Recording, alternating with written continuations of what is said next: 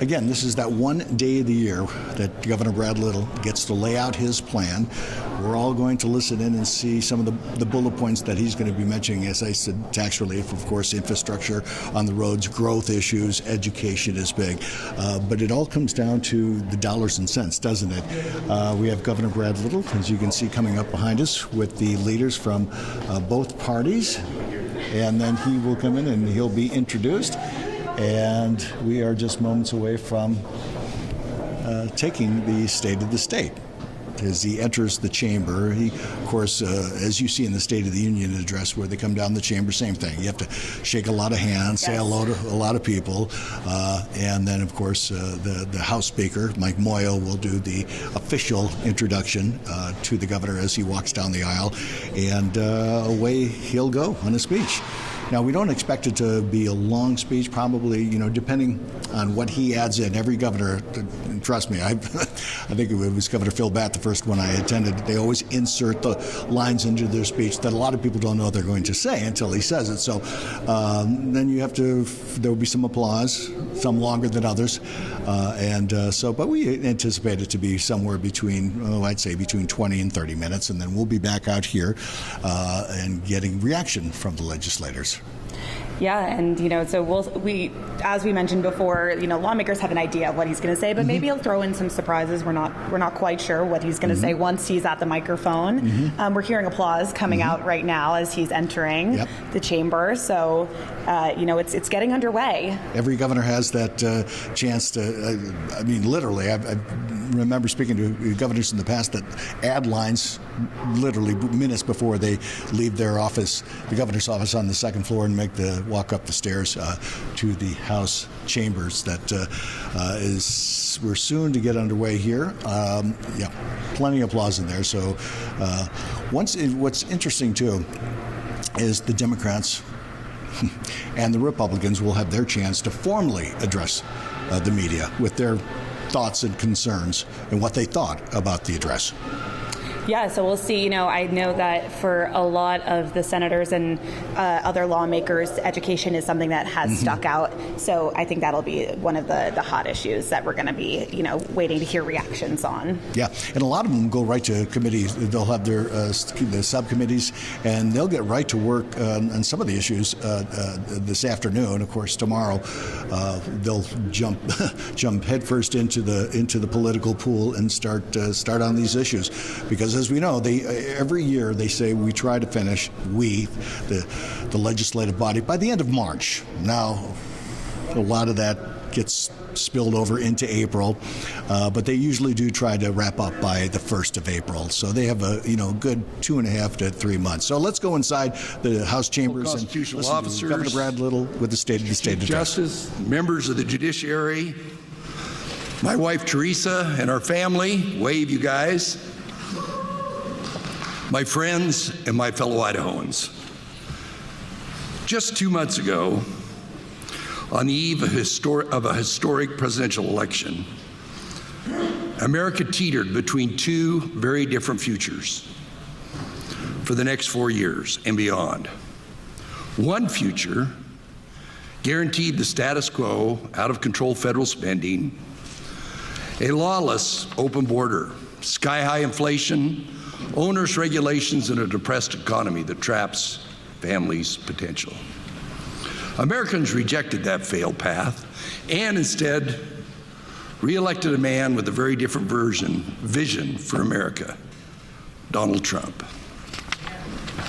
President Trump's vision for America actually looks a lot like Idaho. With their votes, Americans affirmed what we want for our country and what Idaho has: safe communities, bustling economic activity, increased incomes, tax relief, fewer regulations, fiscal responsibility, and common sense values. I'm excited about President Trump's return to the White House.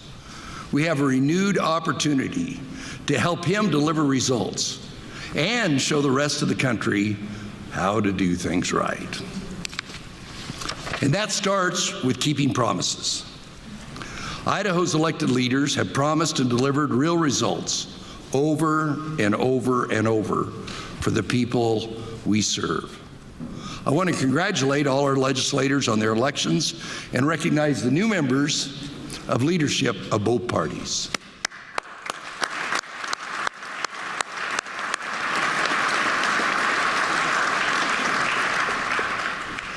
As a former legislator and member of Senate leadership, I understand the challenges and the rewards of bringing everybody together.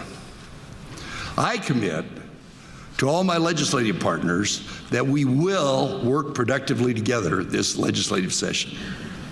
Together, we promised Idahoans historic tax relief and delivered back-to-back-to-back tax cuts for Idaho families and businesses.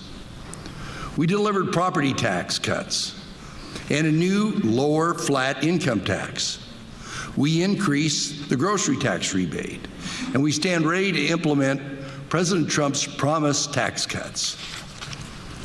And my Keeping Promises plan continues the trend. I'm proposing yet another round of tax relief for hardworking Idaho families, $100 million. On top of the $4.6 billion we have already given back to Idahoans over the past 5 years. We also promised to deliver unprecedented investments in schools, the American worker, water, roads, fire, outdoor recreation, and other infrastructure without raising taxes.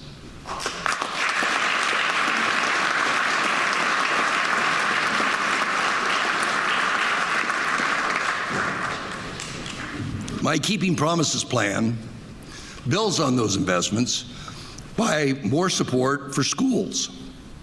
On top of the 80% increase in state funding we championed for education since I took office. Idaho offers an abundance of schooling options for each student's unique needs. We lead the nation in expanding and supporting public charter schools. I was proud to receive the National Charter School Champion Award on behalf of our state after we cut red tape and added more support and flexibility just last year. Public charter schools are unquestionably popular in our state, serving about 30,000 students, up 30% from just 5 years ago. I support charter schools because they offer families more options for their children's education while providing taxpayers the accountability and transparency they deserve. We are also one of the few states that enable parents to choose the best school for their children, regardless of where they live. And our popular Empowering Parents program offers grants to support students' education outside of the classroom. We are a leader in education freedom. I recognize the growing desire to expand school choice, especially for students with unique physical or developmental conditions. I am recommending $50 million to further expand education options for Idaho families.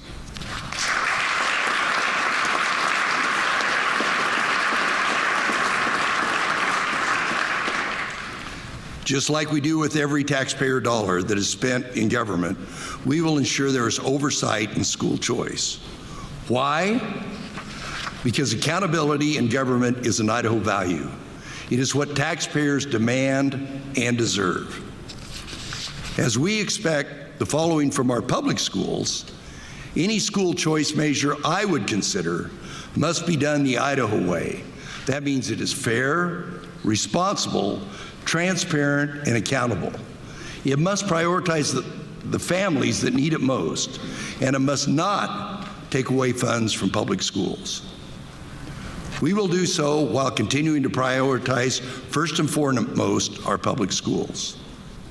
Adequately funding public schools is both our constitutional and our moral obligation, and we will not abandon that obligation. We have significantly increased teacher pay and health benefits, increased funding for literacy, and began to address the long-standing facilities needs in schools all across Idaho. However, even with the historic investments over the past 5 years, there are still known gaps. My Keeping Promises plan includes over $150 million for public schools. I look forward to working with the legislature to address gaps in rural school facilities, mental health, school safety, and literacy. We also must embrace accountability in public schools to guarantee the best outcomes for our students. Together, we will ensure the best education in Idaho is in a public school.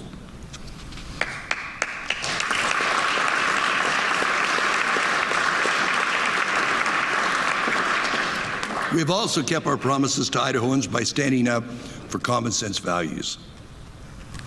Idaho was the first state to take action to defend women's sports. I'm incredibly proud of Boise State University's women's volleyball team for standing up for what's right.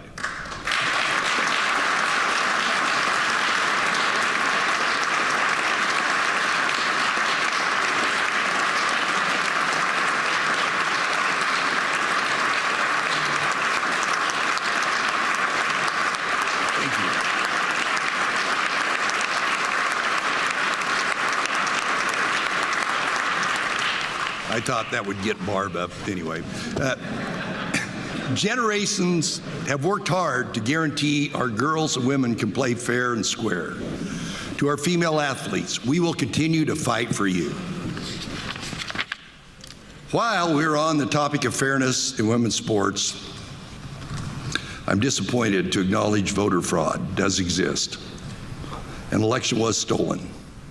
And I'm asking Speaker Mike Moyle, Pro Tem Kelly Anthon, to launch an investigation into the flawed voting on the Heisman Trophy.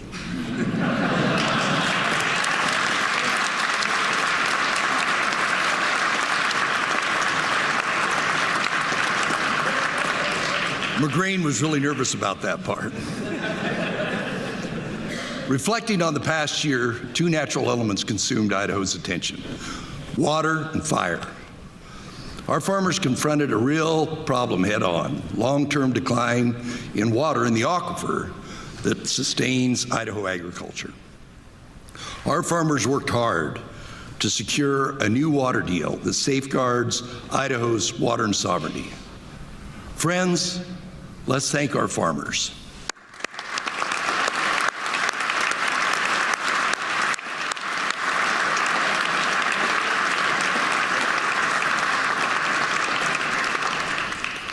Along with our citizen legislators and Lieutenant Governor Scott Bedke, they crafted a new plan that maintains control of our water destiny.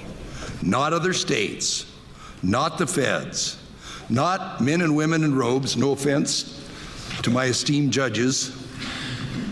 My Keeping Promises plan helps tackle the backlog of unfunded water projects, because securing water for future generations and protecting Idaho agriculture requires both the new plan and continuing investments that have proven to raise the water levels in the Eastern State Plain Aquifer, the lifeblood of Idaho agriculture.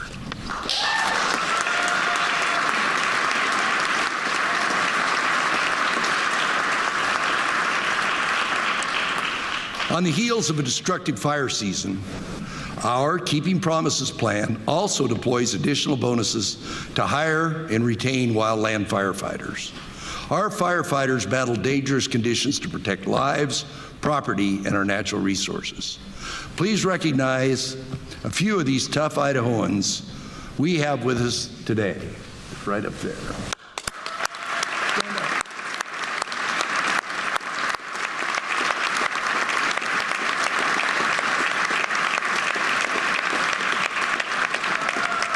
I'm also asking the legislature to properly fund the fire suppression account so these firefighters know that we've got their back. Last summer, I called out the feds for not putting out fires more aggressively. The state of Idaho leads on fire and forest management where the feds have failed.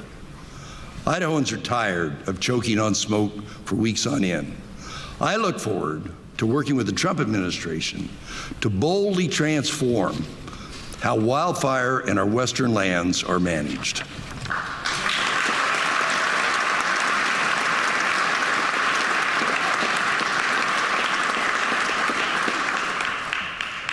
How else are we keeping our promises to Idahoans? With more people traveling Idaho's highways than ever before, we have responsibly championed historic transportation investments to keep up with record growth without raising taxes. Our Keeping Promises plan keeps our foot on the gas with additional transportation funding.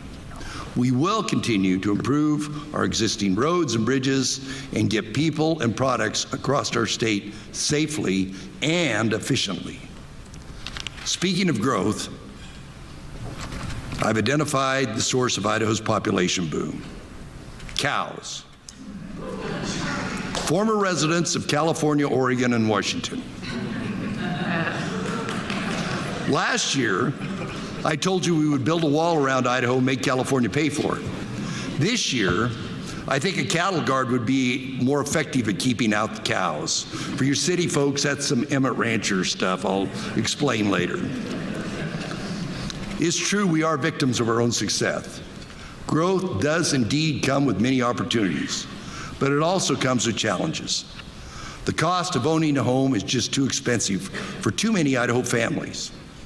You've all heard me state my goal from day one: to make Idaho the place where our children and grandchildren choose to stay for the ones that left to choose to return. It's difficult to achieve that goal when home ownership is so far out of reach. We are feeling the pinch in the housing supply. I look forward to working with legislators to remove even more regulatory barriers and further advance needed permitting reforms in order to keep up with housing demand.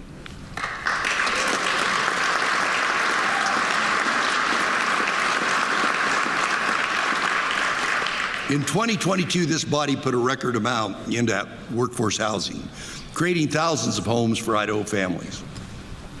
And our Keeping Promises plans will help build even more homes so more working families can achieve the American dream.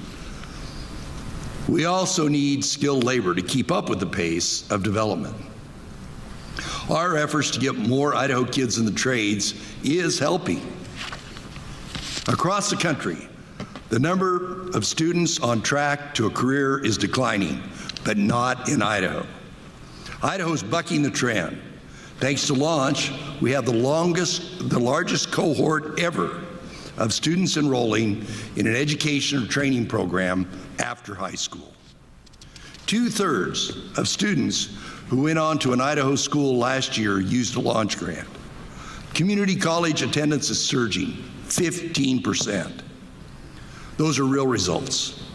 Launch convinced kids who never would have considered training after high school to go on. Many of these students will support the industries that help us keep up with growth: jobs in construction, auto technicians, plumbers, welders, electricians, and a host of other professions. My Keeping Promises plan increases capacity for working class Idahoans to get a fast track to a career. There is one major takeaway from the historic presidential election 2 months ago. The working people of America want someone fighting for them. President Trump himself said, quote, "We must embrace new and effective job training approaches." Mr. President, we will welcome the opportunity to work with you to structure innovative, effective workforce training programs like Idaho's Launch all across the nation.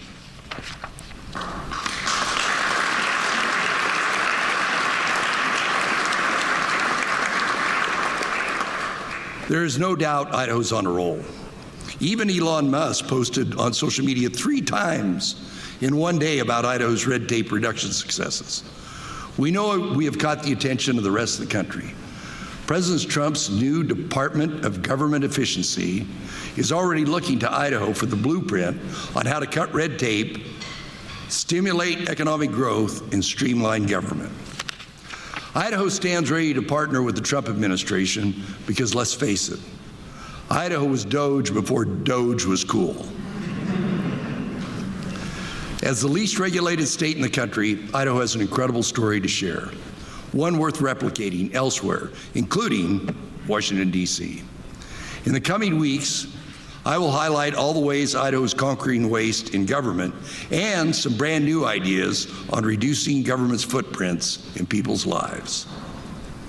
In the spirit of efficiency, I assure you this speech will be one of the shortest State of the State addresses in a long time. You're welcome.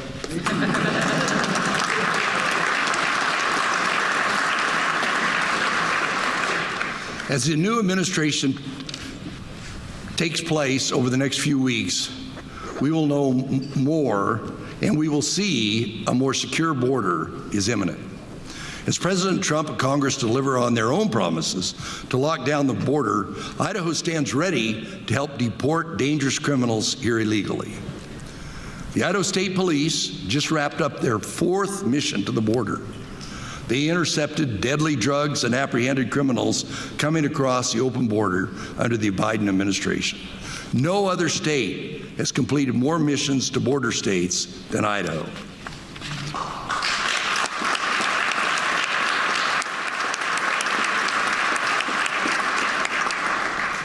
As we have done before, our troopers return with new knowledge and will train other law enforcement agencies on the drug cartel's latest tactics. We have some of those troopers here with us today. Thank you for your dedicated service. Please stand.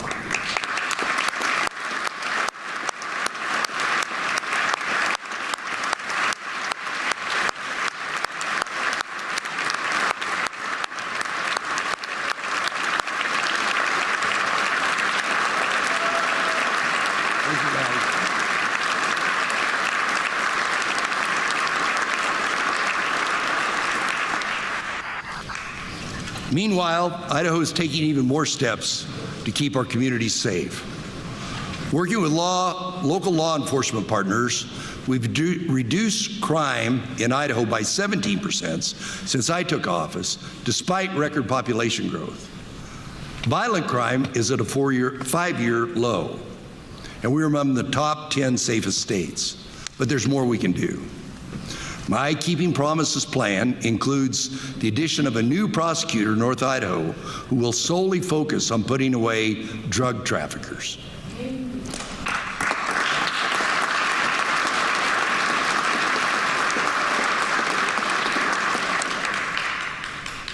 Unlike drug-friendly states, including our neighboring Oregon, we are sending a clear message to nefarious criminals that the only place they're welcome in Idaho is behind bars.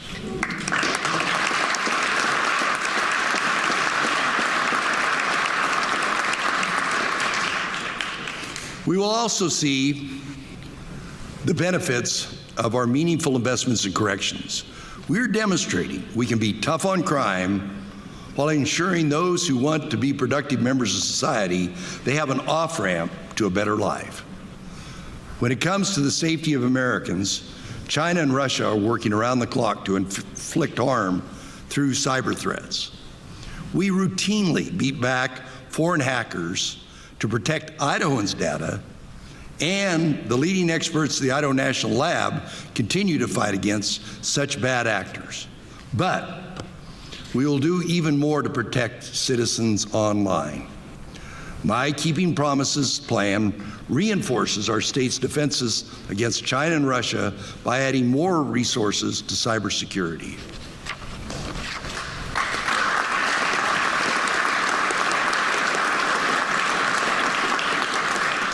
My friends, I am excited to hit the ground running and pick up where we left off with President Trump. We stand ready to hold up Idaho as an shining example of how to properly and minimally govern, which starts and ends with keeping promises to the people we serve. As we prepare to celebrate the 250th birthday of our great country, we reflect on what it means to be American. Our past, our future is rooted in freedom, self-reliance, while taking care of each other with a constant faith in God. To the people of Idaho, as your elected leaders, we promise to continue governing responsibly and to uphold freedom and common sense in our decisions. Like we've done time and time again, we will deliver on that promise. Thank you, and God bless.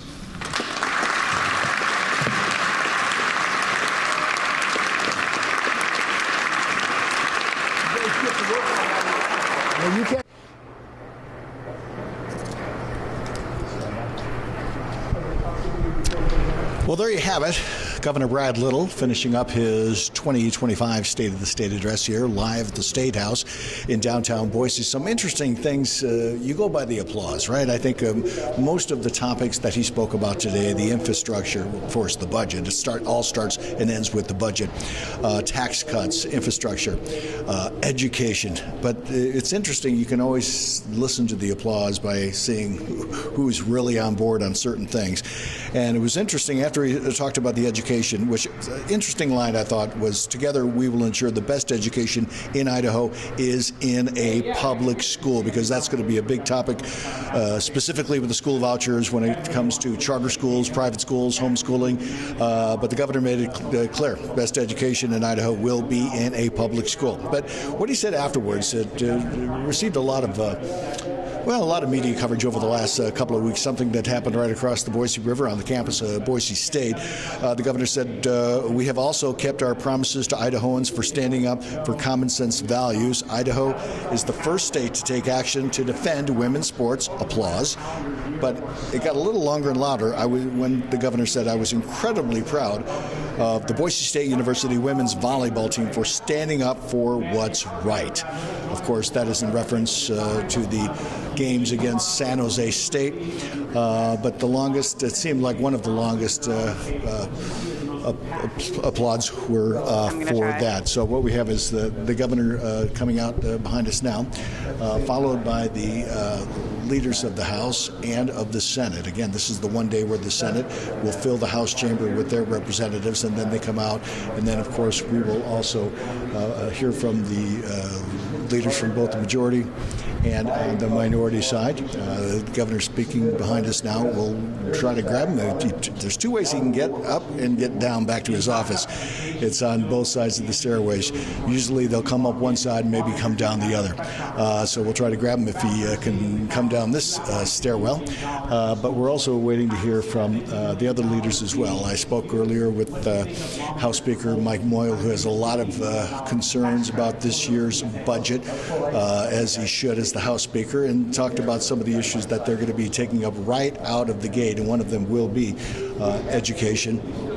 And I think what's also interesting is the fact that once they get into committee, that's where all the hard work is done, and the committees will grind out what this bill will look like, and then they will take it to the House floor or the Senate floor, and then they flip it, and it goes back to the other chamber for a vote there, and then of course it heads over to the governor's office as he will sign that into law if he wants to, or he can veto it, and then it goes back for another vote to override his veto. But they are raring to go to work, as I mentioned earlier before, that some of the committees will be meeting today, and then they will jump full in tomorrow. Let's speak with Debbie Critchfield. She's yes. What did you think of the State of the State address? I'm excited and thrilled about the recommendations around public education.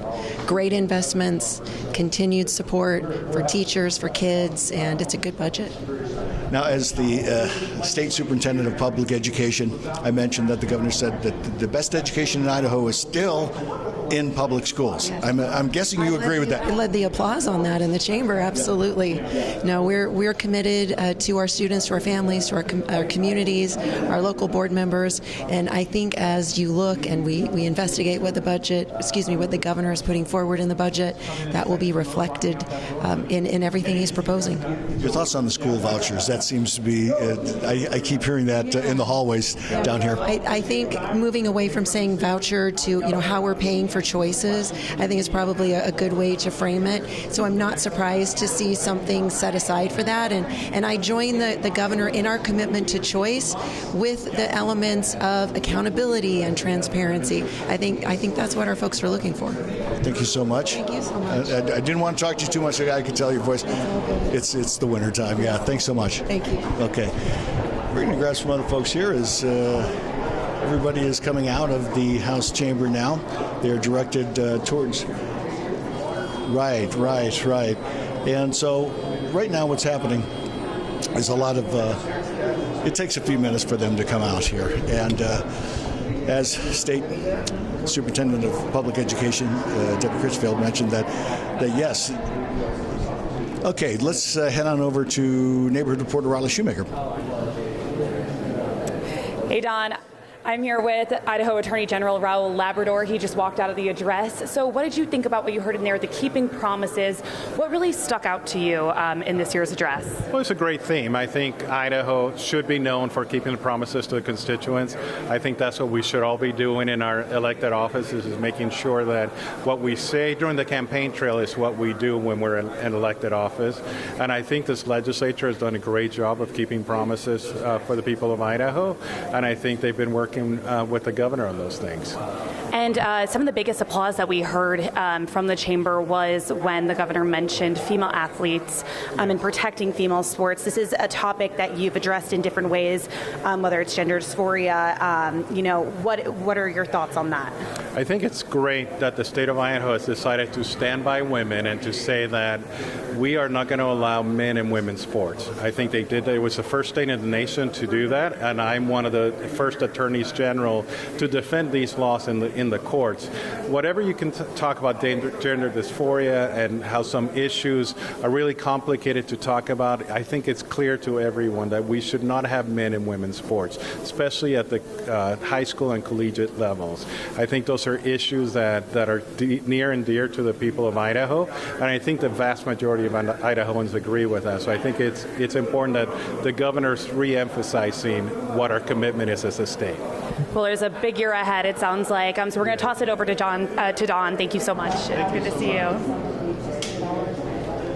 All right, thanks, Riley. With me now is House Minority Leader Ilana Rubel, who's been sitting in here for the last 45 minutes listening to the Governor's State of the State address. You've been through a few of these. Fair to say, not too many big surprises. What stood out to you?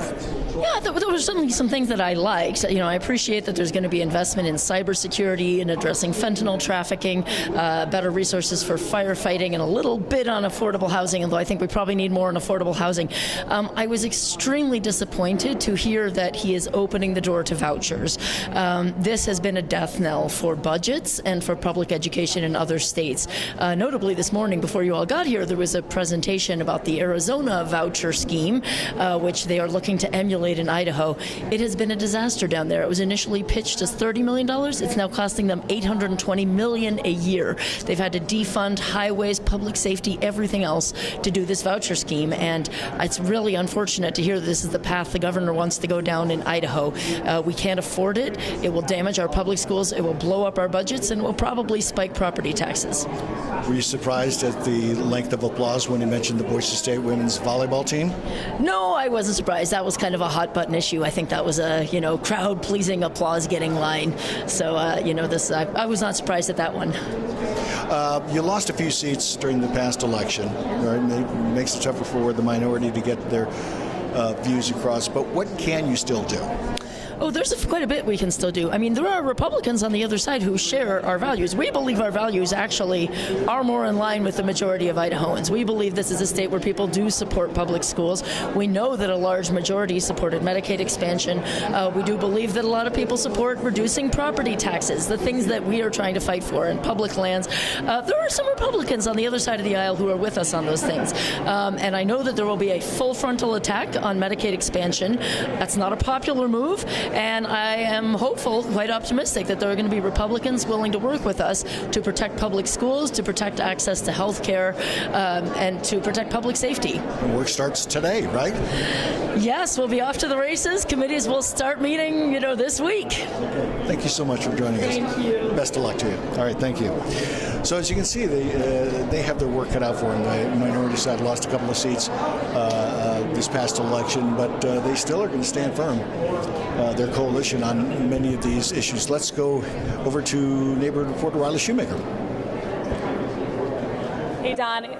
I'm out here with Senate Minority Leader Melissa Wintrow. She just came out of the address. So what were the key takeaways from this year's address that you're going to take into this legislative season? Right. Well, the shortest speech ever on record, but that goes beside itself. But, I think our priorities stand strong. I hope the governor continues to keep his promise to public schools and education. I'm a little concerned about the discussion he was having about ESAs and vouchers and potentially money going to private schools and religious schools and not public schools. That's our priority. That's, as he even said, that's our constitutional obligation. And right now, we still haven't funded schools in the way we should already.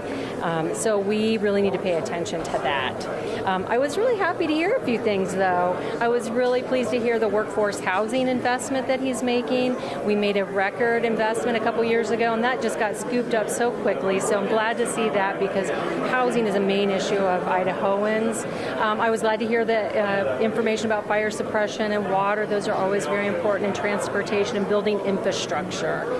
The thing I think is missing that's a question mark for a lot of people and that's rumbling around the legislature is health care and Medicaid expansion. We've heard consistent messages that we want to, that some folks want to repeal or do some things to that, but Medicaid expansion has been hugely successful, keeps people healthy, and actually saves lives and saves money. So we're going to be paying very close attention to the Medicaid and health care of our Idaho citizens. And the other thing I didn't hear, I was a little disappointed, is childcare. We talked about thriving families, and in order for families to thrive and be in the economy and the workforce, they have to have appropriate childcare. And we even heard President Trump and J.D. Vance campaign heavily on that. So I'm hoping we lean into childcare and help our families stay in the workforce, and so they can put food on their table and help the economy grow. And so today, this address is taking place on January 6th, the 4-year anniversary of the attacks at the Capitol. It's also the day that Congress is set to certify the election. So what is sort of, the energy from all of that, surrounding this as well?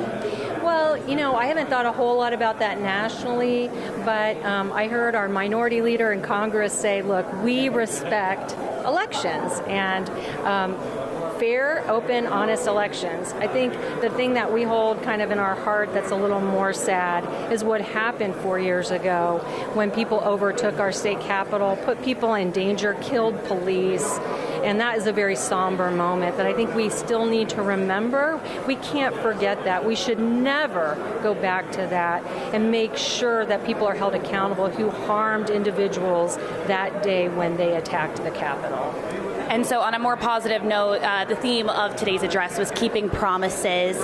What is, first of all, some promises that you're really hoping that he keeps going into this year, but then also what are some promises that you're hoping to make and keep as well? As I said, I hope the governor keeps the promises to public school. I think he really does want to be the governor for education. He needs to be steadfast and vigilant to make sure we're not siphoning public dollars, taxpayer dollars, into anything that harms our public schools. And we've seen that vouchers in other states have been budget busters. And in a culture of a legislature that is constantly competing and cutting revenue streams, we have to be sure that we have the revenue and the funds to support our children because that's our future. I think the promise to working families, he really noted that in his speech, thriving families. So that promise includes childcare, housing affordability, and quality health care and access to health care. So we're going to be very vigilant on protecting health care, public schools, child care, our public lands he mentioned as well, and making sure that our families and in their future can thrive. And, a big part of all of this as well is that there's so much growth in our state. Infrastructure is, a huge issue that we have to, sort of solve for as the state grows. So, what are some things that he mentioned that you think, you will hope to see going into this year as well? Well, we heard him talk about some investments in infrastructure. Roads and bridges are still under disrepair. We have to continue to infuse money there. But if we're going to have a really growing, thriving economy, we have to make sure the basic needs of Idahoans are met. I heard him talking about another revenue cut, $100 million, and if we're going to actually do that, we probably better do it on the grocery taxes. We better remove taxes on groceries. We've done a lot with income tax rebates that are helping more wealthy people and not middle income folks. If we're going to help working families, we have to focus on the things that really matter to them. Grocery tax would be one of those, childcare, affordable housing, and what he said too, the launch program, which is really directing funding to support students to go on into those high demand careers, and that will build the economy as well. Okay, well, thank you so much for stopping by, Senator Wintrow. And we'll send it back over to Dawn. All right, thanks, Riley. Representative John Gannon from Ada County joining us now. What did you think of the speech? Well, I thought it was overall touched on all the important issues, but I did think that we left some things out. Healthcare. Well, healthcare and state employee raise. There's a lot of expenses coming up that I don't think were addressed. The state employee raise situation, fire suppression's going to take some money because it was pretty expensive this year. There were several things like that. We're not having that much revenue this year. We're talking about maybe a 1% increase in revenue. And I don't know where you're going to get a $100 million tax cut. The grocery tax would definitely be the way to go on that, because then everybody shares. And the grocery tax is something that isn't a good, 39 states don't have it. And so I didn't think there was enough emphasis on that. Are we saying, I'm hearing different terminology as far as the school vouchers? Well, it's a tax credit, and it costs money either way. And you're looking at $50 million that they're proposing to spend. And again, when we don't have that much extra money, if you're looking maybe 2% at the best, that increase in our budget. What are your constituents in Ada County saying to you? I mean, they know that the budget, everything starts and ends with the budget. It's dollars and cents. People are saying we want public education funded, first and foremost. We want quality education for the kids. We need to retain our teachers. We have a lot of teacher turnover. And they're saying that there are a lot of needs that we have out there that the state needs to address. And you're talking 100, this massive tax cut. I don't see where those needs could be addressed. Explain for our viewers the process of getting the bills introduced into a committee, and then the committee has to discuss it. Explain that process. I think that's fascinating, but a lot of people just think that a bill is written and it goes right to, after a vote, goes right to the governor's desk. That's not the case. No, it goes to a committee first, and the committee has to agree to introduce it. Then the committee has hearings, and they have receive information on the consequences of the bill, and then votes. And that's where the really nitty-gritty work takes place in that committee. And sometimes the bills are amended in committee through a cumbersome process, but they are. And then after that, if approved by the committee, it goes to the floor of the House. Then it goes to a Senate committee.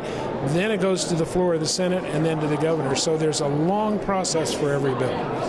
The length of this session, I remember Jim Risch, when he was Lieutenant Governor, Jim Risch said, it's time to go when the lights start burning out over in the Senate chambers. Of course, they redid the lights. How long of a session you think we'll be in this year?